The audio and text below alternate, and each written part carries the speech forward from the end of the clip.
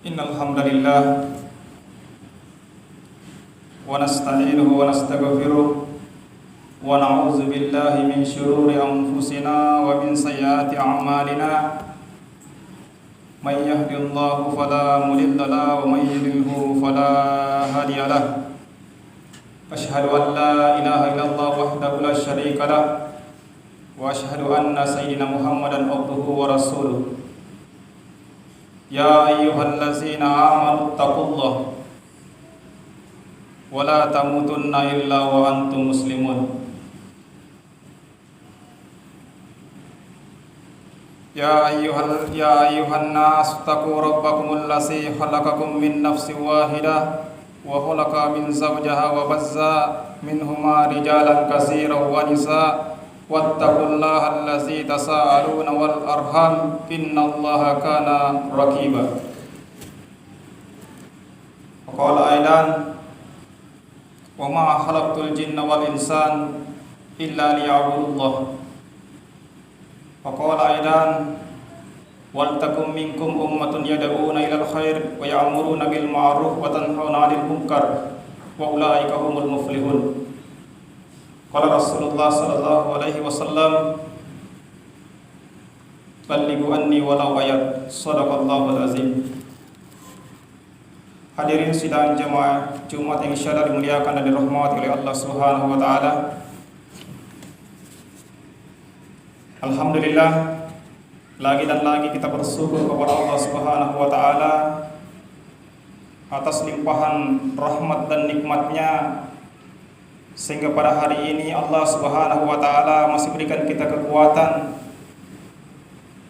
kekuatan fisik, dan yang terpenting adalah kekuatan iman, sehingga kita bisa bersilaturahmi lagi dengan Allah Subhanahu wa taala di Baitullah, itu di rumah Allah Subhanahu wa taala. Dan tak lupa pula kita kirimkan salawat serta salam kepada junjungan kita semua Nabiullah besar Muhammad sallallahu alaihi wasallam, di mana nabi yang diutus oleh Allah Subhanahu wa taala ke atas permukaan bumi ini untuk memperkenalkan Tuhan kita yang sesungguhnya, itu Allah Subhanahu wa taala, dan tujuan kita diutus ke dunia ini. Sallallahu ala Muhammad.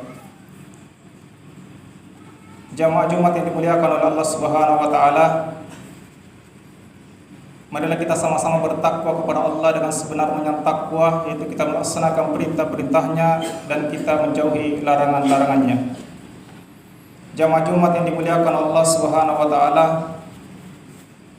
di dalam kehidupan kita di dunia ini ada dua hal yang harus kita pahami dan harus kita bedakan, supaya kehidupan kita di dunia ini tidak sia-sia dan kehidupan kita di akhirat akan bahagia selama-lamanya. Yaitu kita harus memahami dan membedakan yang mana keperluan hidup kita dan yang mana tujuan hidup kita. Jangan sampai keperluan kita ini menghalangi kita kepada tujuan hidup.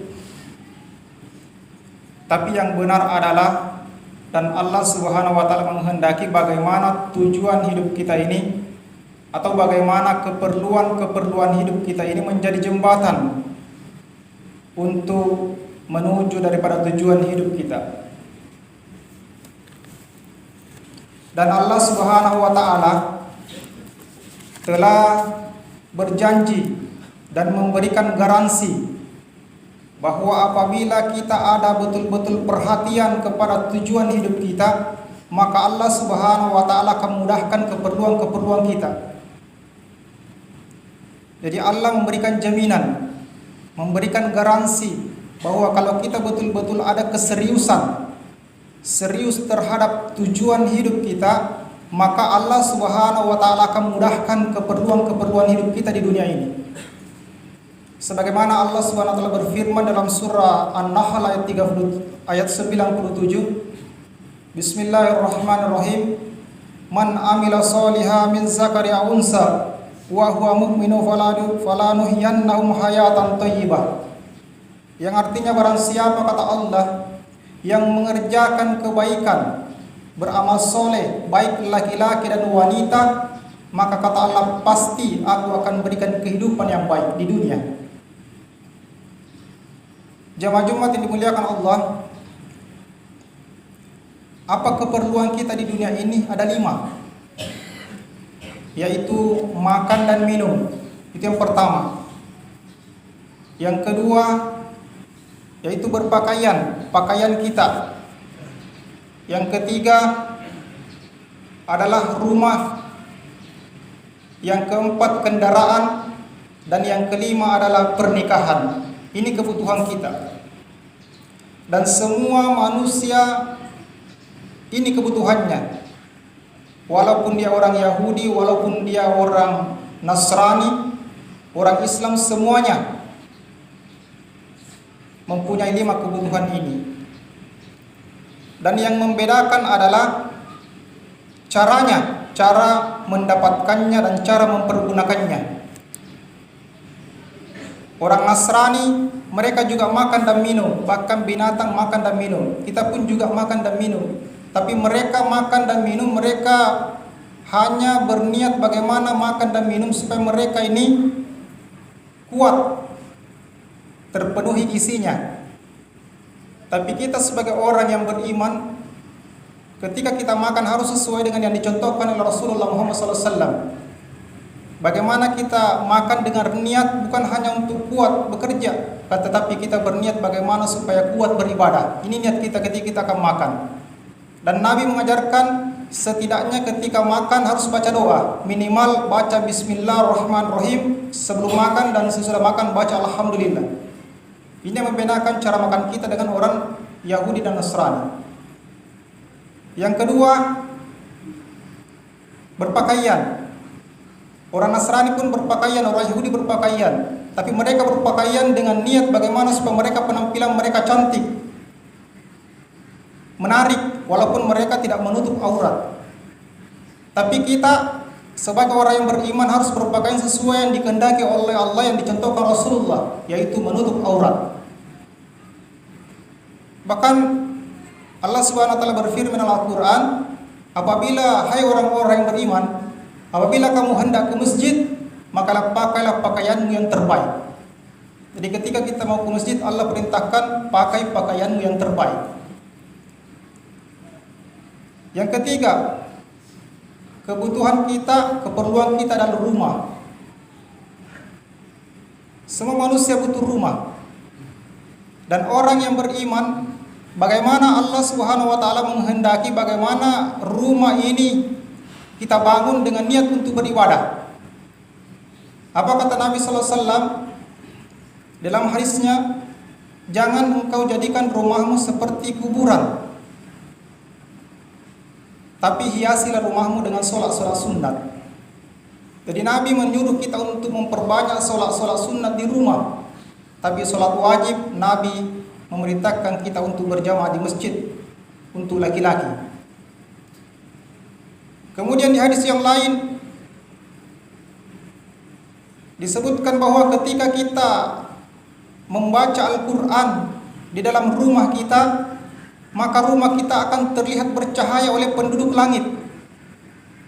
Jadi bagaimana kita membangun rumah tujuannya untuk beribadah kepada Allah Subhanahu wa taala. Beda dengan orang Yahudi dan Nasrani, mereka membangun rumah untuk hanya bersenang-senang, bermewah-mewah. Jemaah Jumat yang dimuliakan oleh Allah Subhanahu wa taala, bagaimana Nabi mengajarkan ketika kita mau keluar rumah, tidak asal keluar rumah, akan tetapi ada adab-adabnya, ada doanya.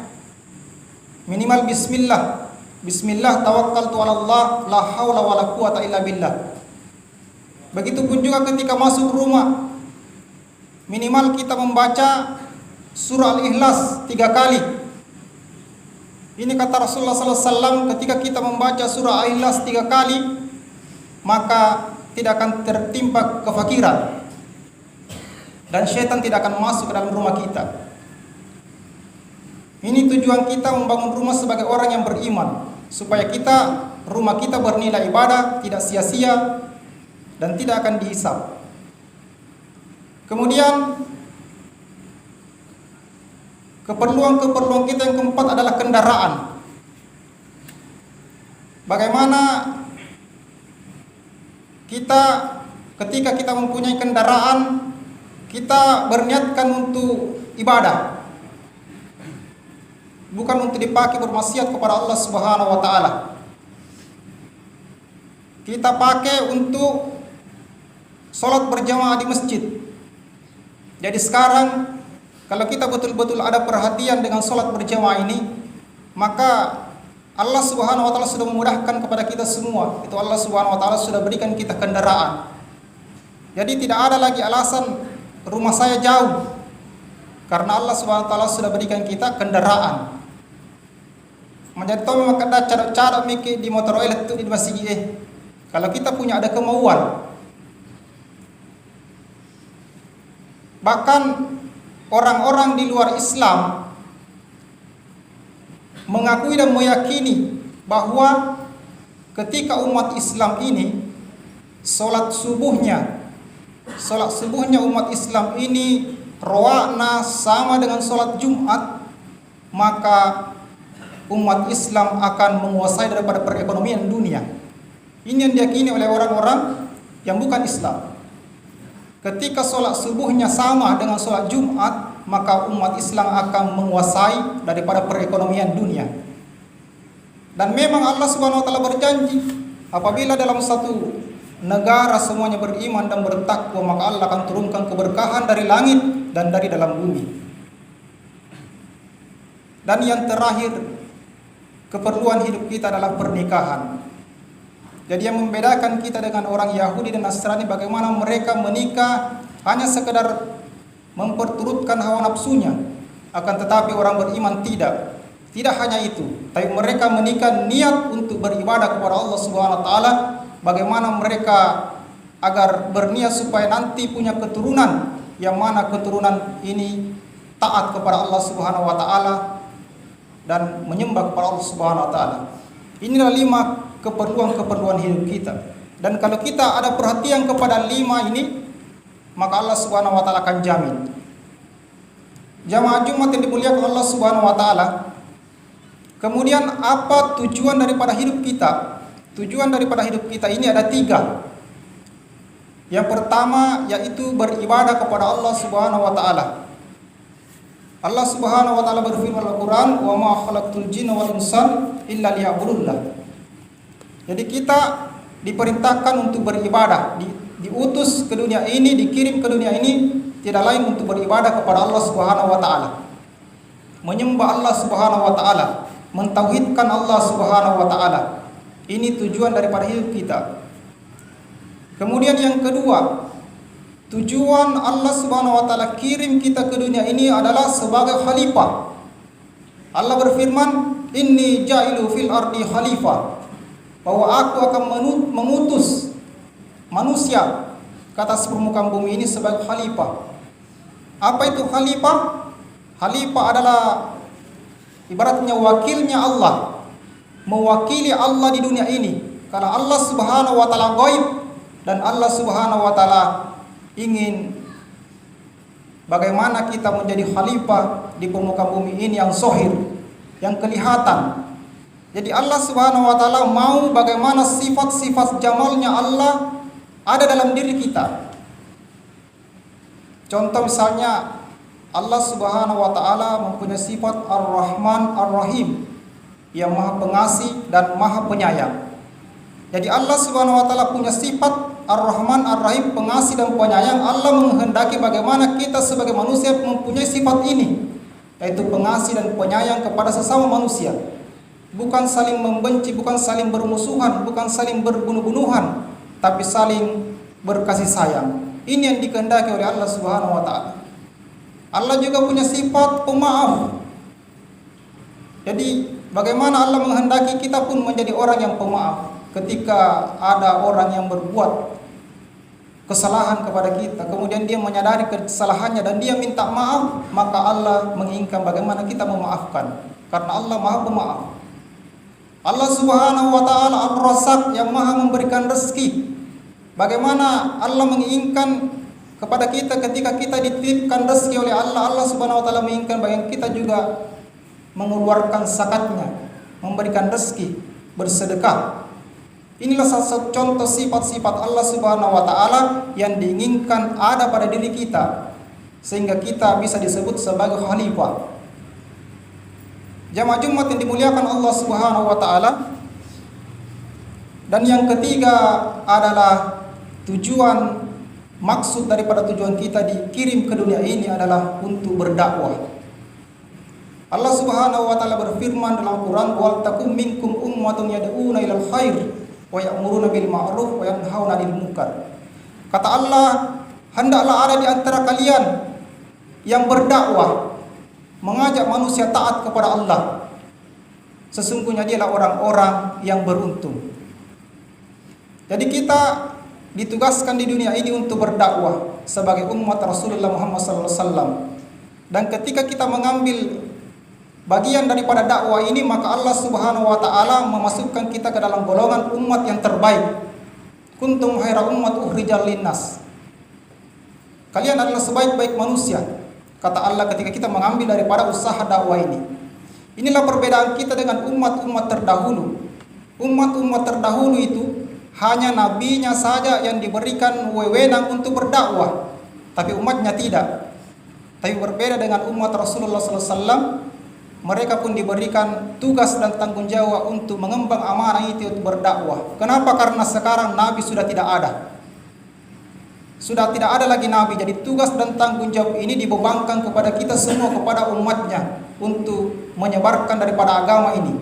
Jadi sebenarnya kita berdakwah menjadi tim suksesnya Allah, yaitu bagaimana memperkenalkan Allah kepada manusia-manusia yang belum kenal Allah, mengajak manusia taat kepada Allah Subhanahu wa taala. Di dalam Al-Qur'an, di dalam hadis dikatakan Nabi Muhammad SAW memberikan perumpamaan kepada manusia di dunia ini, bahwa kita seluruh manusia di dunia ini seperti kita berada di dalam sebuah perahu yang besar. Kita berada di dalam perahu yang besar, yang berada di dua tingkat. Ada di tingkat bawah, ada orang di tingkat bawah, ada orang di tingkat atas. Kemudian ketika orang yang berada di tingkat bawah ini mereka membutuhkan air, maka mereka naik ke atas untuk mengambil air. Tapi ada satu waktu mereka berpikir, mengapa kita capek-capek naik ke atas untuk mengambil air? Bagaimana kalau kita lubangi saja ini perahu, kita lubangi saja sehingga kita bisa mengambil air dengan mudah. Maka ketika ini yang akan terjadi, orang-orang yang di atas ini, di tingkat atas tidak mencegah, tidak melarang membocori daripada perahu ini, maka lambat laun perahu itu akan tenggelam karena sudah dibocor orang-orang yang di bawah. Begitulah perumpamaan Rasulullah SAW kepada kita semua yang ada di dunia ini. Ini dunia adalah perahu. Jadi ketika ada orang yang bermaksiat, berbuat dosa, dan kita tidak mendakwainya, kita tidak memperingatinya, maka sama saja kita membiarkan mereka menghancurkan dunia ini. Sehingga apa yang terjadi? Timbullah berbagai macam bencana datang kepada kita semua. Ada yang namanya tsunami, ada yang namanya gempa bumi, banjir, tanah longsor. Ini disebabkan karena adanya orang-orang yang merusak daripada dunia ini, karena tidak ada lagi orang yang berdakwah. Oleh karena itu, inilah tujuan hidup kita ada tiga. ibadah, khalifah dan berdakwah. Kata Allah, kalau kita ada perhatian kepada tiga ini, maka Allah berjanji akan mudahkan daripada keperluan kita yang lima itu. Mudah-mudahan kita senantiasa berdoa kepada Allah agar kita diberikan kekuatan untuk menjalankan daripada tiga tugas yang Allah SWT berikan kita di dunia ini, agar kita ketika kita kembali kepada Allah, Allah SWT ridho kepada kita dan kita pun ridho kepada Allah dan memasukkan kita ke dalam orang-orang yang bahagia di dunia yang sementara dan di akhirat yang selama-lamanya. Amin ya rabbal alamin. Barakallahu li wa lakum fil Qur'anil azim wa nafa'ani wa iyyakum bima fihi minal ayati wassiqil hakim wa taqabbala minkum tilawata innahu huwal ghafurur rahim.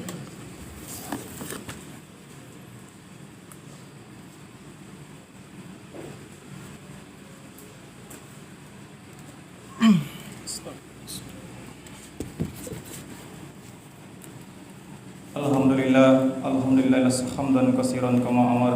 Asyhadu an la ilaha illallah wahdahu la syarika lah wa asyhadu anna sayyidina Muhammadan abduhu wa rasuluh. Allahumma shalli wa sallim wa barik ala sayyidina Muhammad wa ala alihi wa sahbihi ajmain, amma ba'd. Wa ya ibadallah taqullaha haqqa tuqatih wa la tamutunna illa wa antum muslimun. Qala Allah Ta'ala fi kitabil karim, a'udzubillahi minasyaitonir rajim. Bismillahirrahmanirrahim. Innallaha wa malaikatahu yusholluna 'alan nabi ya ayyuhallazina amanu shallu 'alaihi wa sallimu taslima. Allahumma ighfir lil muslimina wal muslimat wal mu'minina wal mu'minat al ahya'i minhum wal amwat innaka sami'un qaribun mujibud da'wati qadal hajat. Allahumma inna nas'aluka salamatan fid din wal akhirat wa afiatan fil jasad wa siyadatan fil ilmi wa barakatan fi rizqi wa taubatan qabla al maut wa rahmatan indal maut maghfiratan ba'dal maut. Allahumma hawin alaina fi sakaratil maut wan najata minan nar wal afwan wal hisab. Allahumma ajirna minan nar, Allahumma ajirna minan nar, Allahumma ajirna minan nar. Allahumma inna nas'aluka ridhaka wal jannah wa na'udzubika min zakatika wan nar. Rabbi ighfirli wa liwalidayya warhamhuma kama rabbayani shighara. Rabbana atina min ladunka rahmatan wa hayyi lana min amrina rasyada. Rabbana zalamna anfusana wa illam taghfir lana wa tarhamna lanakunanna minal khasirin. Rabbana hab lana min azwajina wa dhurriyyatina qurrata a'yun waj'alna lil muttaqina imama. Rabbana wa taqabbal du'a. Rabbana atina fid dunya hasanah fil akhirati hasanah wa qina adzabannar. Sallallahu alaihi wasallam Muhammad walhamdulillahi rabbil alamin. Aqimis shalah li dzikrillah.